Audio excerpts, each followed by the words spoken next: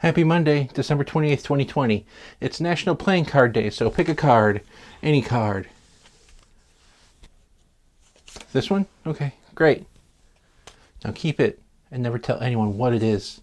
It's your secret forever. And what will everyone think if they knew about your terrible secret?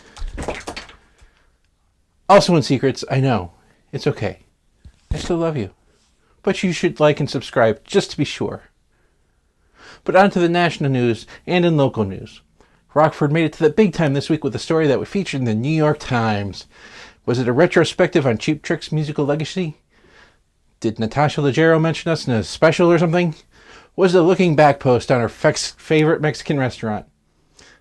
Nah, it was a mass shooting. 3 people died and 3 more were injured on Saturday, the 26th, the day after Christmas. Ho, ho, ho. The suspect, 37-year-old Duke Webb, is a Green Beret sergeant, and his pitiful performance on the shooting range was a sign of disrespect to every Army rifleman. He was on leave from his Florida base. The incident occurred at Don Carter Lanes, a bowling alley. The bowling alley itself was closed because of COVID. However, the indoor bar was open for food and takeout. When pressed, the suspect said the in-alley bar name was just an inspiration to him. The bar's name? Shooters. In other explosive news, a bomb exploded on Christmas Day in Nashville, killing 1 and minorly injuring 3. The dead man, Anthony Quinn Warner, was the bomber. It apparently seemed that he didn't want to kill anyone given warnings that came from the RV before the explosion. And while there was no known motive, officials say that explosions are kind of cool, and that might be enough. However, there were some who say that the suicide bomber was upset that he, as a resident of Music City, could not carry a tune. The mayor of Nashville, John Cooper, said that the president hasn't called since the bombing.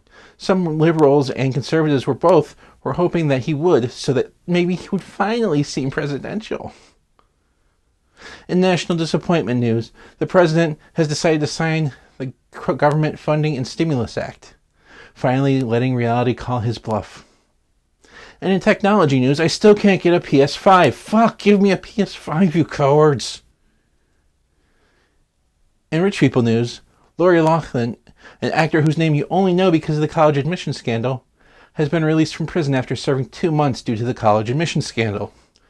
Department of Prisons officials say that this was mostly because nobody in the prison could remember who she was either, but she always looked familiar and that was irritating. Now what was your card? I knew it. You pervert. In fast food news, scientists found 2,000-year-old food in jars in what they believe to be a street food shop in Pompeii. The site was immediately given a 1-star review on Yelp by Karen because they said that they were out of the McRib. And finally, in desperation news, Texas Representative Louie Gohmert, seen here showing what it looks like when he smashes his face between breasts, filed a lawsuit with some fellow Republicans in hopes to overturn the presidential election. In this case, they sued Vice President Mike Pence. The lawsuit asks a judge to say that Pence has, quote, exclusive authority and sole discretion to decide which electoral votes to count. Former Vice President and year 2000 presidential hopeful Al Gore says, wait, I could do that? In personal news, I uninstalled Minecraft from my computer, and I hope that'll be slightly more productive for a couple months, at least until the new release, because I am a nerd.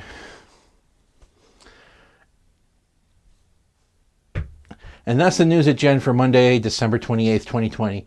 I plan to be here Wednesday and Friday too, so stay tuned.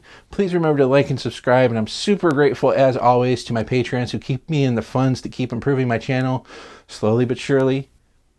And regardless, please remember, I love you.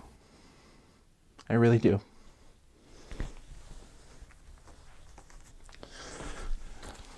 Was this your card?